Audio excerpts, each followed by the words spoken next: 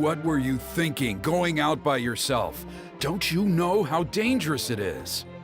It's okay. Toba helped me. And we met some kind strangers who helped us, and... Kind strangers? What made you so sure they were so kind, huh? Oh, I suppose they had kind stranger written on their foreheads? Yeah, actually, they did. In big, bold letters. Don't talk back to me. The Mountain King problem still hasn't been solved. What would I do if I lost you too? No dinner for you tonight. They were good people, Dad. Dinner or no dinner. Hello again, Huni. It's Miss Paimon and Mr. Traveler. Dad, it's them. They're the ones who helped me. And I promised we'd take care of them if they came to visit. Oh, so you're the kind strangers. Well, I'm Trinidad. Apparently, you helped my daughter today, so if there's anything you need, just ask. As an elder of the Scions of the Canopy, I've got some influence around here. Now, I trust that you're sensible people who know better than to take advantage of their host's generosity. Yep, just helping a neighbor. We're not looking for anything in return. Oh? Well, let's hope so. Dad, please! They're not bad people. They've eaten at the same table with Kinich before. Be nice to them. Kinich? Wait! I heard that two mysterious travelers from afar showed up at the Stadium of the Sacred Flame. Are they you? And Paimon's the other. I do apologize. A lot's been going on in our tribe lately, and I suppose the pressure must be getting to me. I can't believe I was so rude to you. I feel ashamed. We got off on the wrong foot. Can we, start over? Oh, now we're talking. Seriously, though, don't worry about it. Already forgotten. We're just happy to see Huni got home safe and sound. Oh, you just arrived, I take it, and it would be my honor to give you a hero's welcome tonight.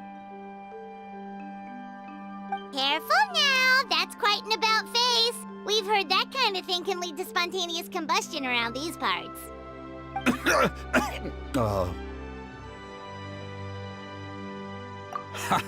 My dear traveler, you are very perceptive indeed. Go inside now, Huni. Dad's got some important business to discuss. Okay, look after Mr. Traveler and Miss Paimon. They're very special guests. Well, we'll hear you out, but we can't make any promises that we'll be able to help.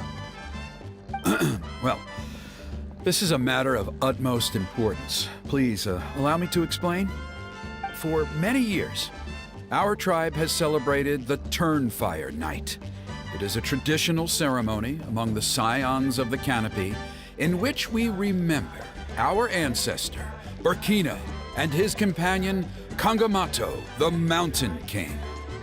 Burkina was a hero who bore the ancient name Malipo, and Kangamato was a powerful Yumkasor warrior.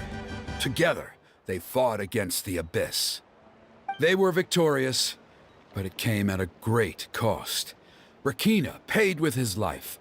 The Mountain King survived, but was contaminated by the Abyss, and he remains in hibernation to this day. Normally, Yumkasors never live longer than a century. It is possible that the Abyssal power is responsible for his unnaturally long lifespan.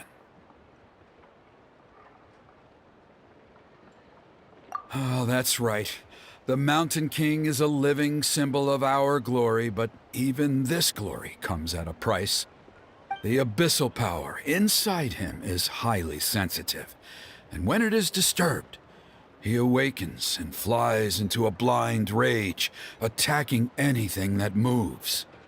So, besides the ceremony, another important part of Turnfire Night each year is cleansing the abyssal power inside the Mountain King so that he will remain sound asleep.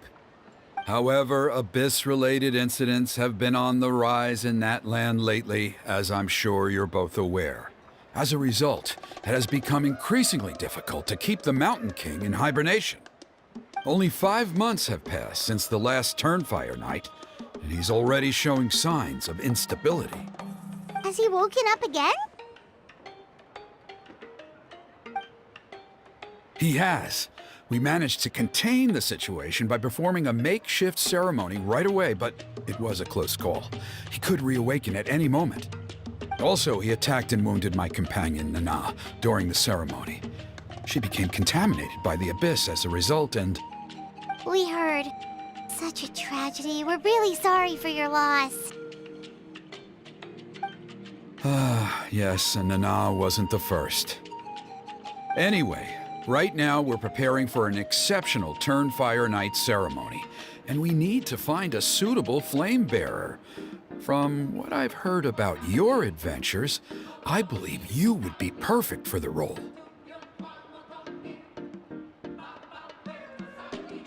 Of course. Plus, he's a bona fide hero who inherited the Malipo name. Oh, you mean Kinich? Yes, he's the one. A hero, worth his weight in gold. And unfortunately for us, he's all too aware of that. No prizes for guessing what he said when I asked him to host a Turnfire Night outside of the annual schedule. An exceptional ceremony? Oh, I'll have to charge an exceptional price. I swear, no other concept exists in that boy's brain. I'm not the one to usually talk about people behind their backs, but I'm convinced the Wyab got hit on the head and took a wrong turn the day it chose to give that ancient name to him. I mean, have you ever heard of a hero whose mantra is, "What's your asking price?" Oh, and don't get me started on that insufferable Ahau he hangs around with. Thinks he's God's gift to mankind. Pompous fool. Yeah, Paimon has to agree on that last part. Anyway, the fact is, the ceremony can just as easily be done without him as long as we can find someone else. And besides, you two seem like much better candidates. So, what do you think? Wonderful! I can't thank you enough. Huni was right about you. You have kindness in your hearts. Come with me to the other side of the mountain. I'll bring you up to speed on each step of the ceremony. Us experienced warriors, I'm sure you'll pick it up in no time.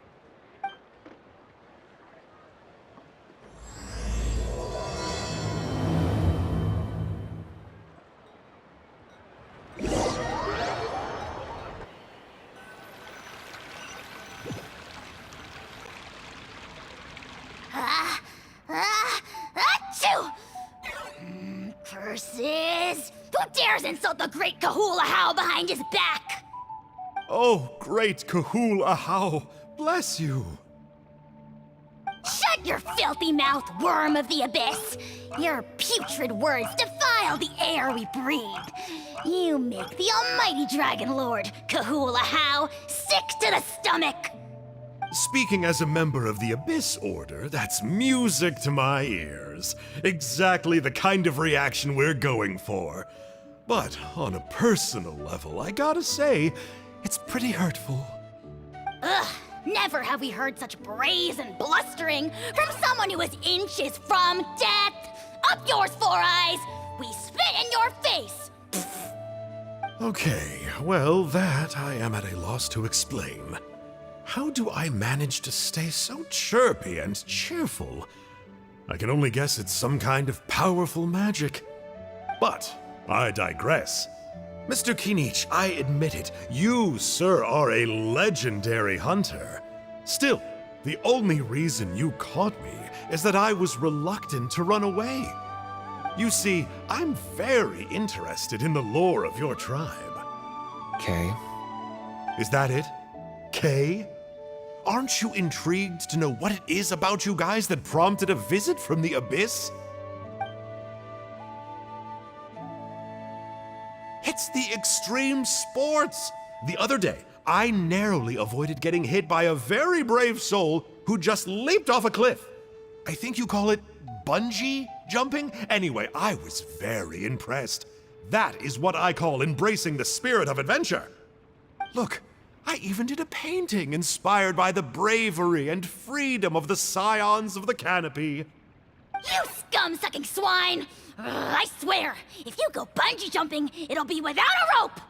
Head first off the tallest cliff, with a band of hunters on your tail, and nowhere left to run, and a bottomless cesspit waiting for you on the ground. You say that, but I get the sense that Mr. Kinich isn't planning to take my life right now. On top of that, I'm tired of spying on you from afar. So why don't we just negotiate a comfortable operating distance that works for both of us? I've heard that the most important thing in human relationships is to respect each other's boundaries. What do you say, Mr. Kinich? Or you could tell me what it is you're really after. What? And then I'll name my price.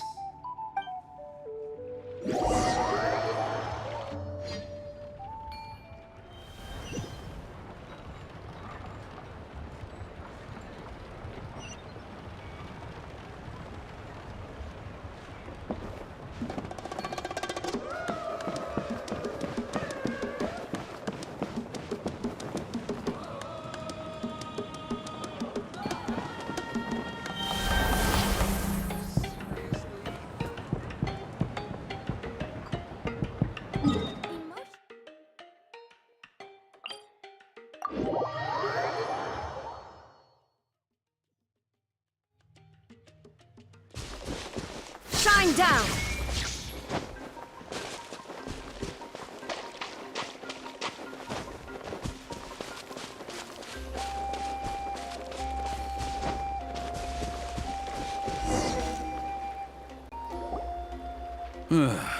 The Abyss contamination is back. No surprises there. No doubt that explains the Mountain King's recent activity. See those torches over there? Those are the Sacred Flame offshoots that we requested from the Stadium of the Sacred Flame. They contain the power of the Pyro Archon. Are you saying that the Sacred Flame and the Turnfire are the same thing? Well, for ceremonial purposes, at least. Sending someone to the Night Kingdom to retrieve the legendary Turnfire isn't exactly an option. More to the point, though, the sacred flame is able to burn away abyssal filth, so that's why we use it in the ceremony. Gotcha! So basically, we just need to clean up the filth with the sacred flame. Well, that's one part of it, yes, but the complete ceremony is a bit more complicated than that. First, the flame bearer must collect a kindling of the sacred flame from the starting point, then use a grappling hook to fly up into the sky and light each of the sacred flame pillars. Then, they must go down into the canyon, all the way into the cave where the Mountain King slumbers, lighting braziers and the final altar along the way. The most skilled flame bearers can accomplish all of this without touching the ground once. As much as I hate to admit it, Kinich is capable of this. Wow! He can do all that flying without ever falling to the ground? Well, of course Paimon can. It'd be much harder for you guys. Well, don't worry. It's not a requirement of the ceremony. You're allowed to touch the ground. The only thing you're not allowed to do is turn back. The flame bearer must always keep moving forward. You can't skip a pillar, then come back to it after lighting the next one. To do so would be to disrespect our ancestors. So, what actually happens if you do turn back? Surely the fires don't just go out. If you're not careful, you might get burned. What about today then? Does the same rule apply?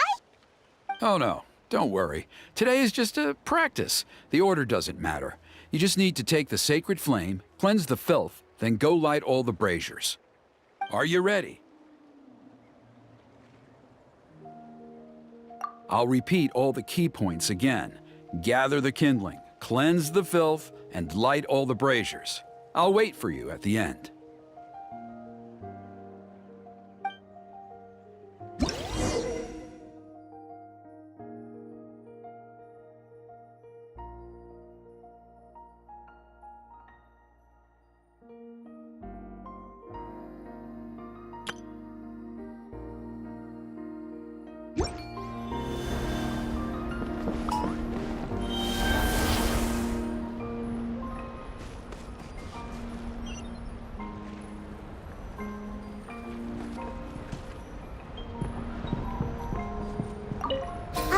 Let's use this kindling to complete our mission.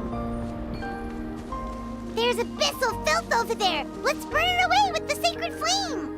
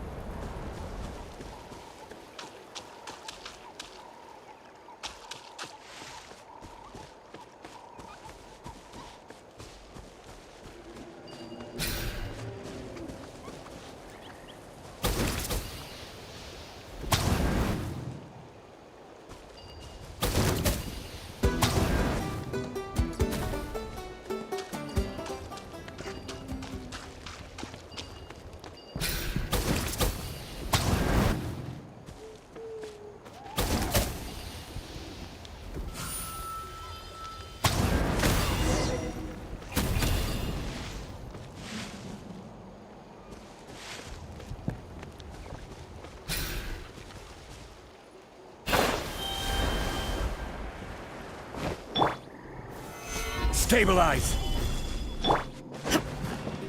Illusion shattered!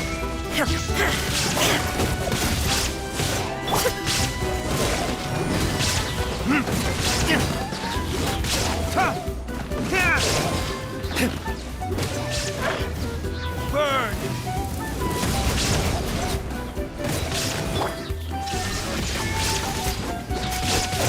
Now you shall perish!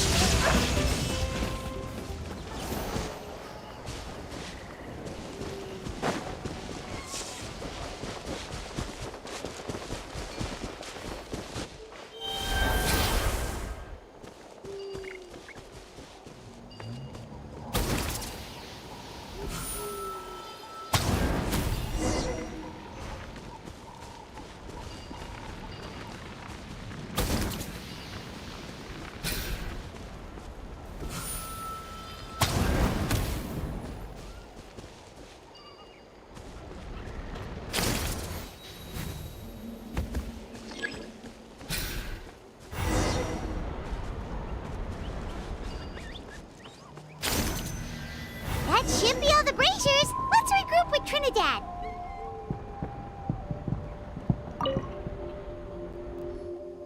I knew I was right about you. You have outperformed all of the other previous candidates. If there was an ancient name for outstanding flame bearers, I'm sure the Wayab would consider you for the honor. Yeah, although it would probably take Paimon quite a bit longer. All right, now there's still a few days left until the ceremony, and I should probably get back so I can inform the chief and the other elders that I have found the flame bearer we need. Oh, you mean they've still got to sign off on it? Some of them are still hoping we can come to an agreement with Kinich, but that's only because they haven't seen you in action. Still, I'm the one responsible for securing a flame bearer, and my recommendation is you. Just for Paimon's own peace of mind, are you sure it's not going to be a problem having Outlanders take on such an important role in your ceremony? See that place over there? There was a time, long before the age of Burkina and the Mountain King, when we, Scions of the Canopy, called that our home. After a period of upheaval, our ancestors were forced to move away. Now, it has become a place where our youths go to develop courage and kindle a spirit of adventure. If we fail to keep the threat posed by the Mountain King at bay, it might not be long before we have to move again and find a new home. So, to answer your question, I think everyone will agree that you are the right choice. Fair enough. Desperate times call for desperate measures. I'll need you to drop by my place at some point before the ceremony, if that's all right. There are still a few final details that we need to discuss. Okay, see you later then. You have my gratitude.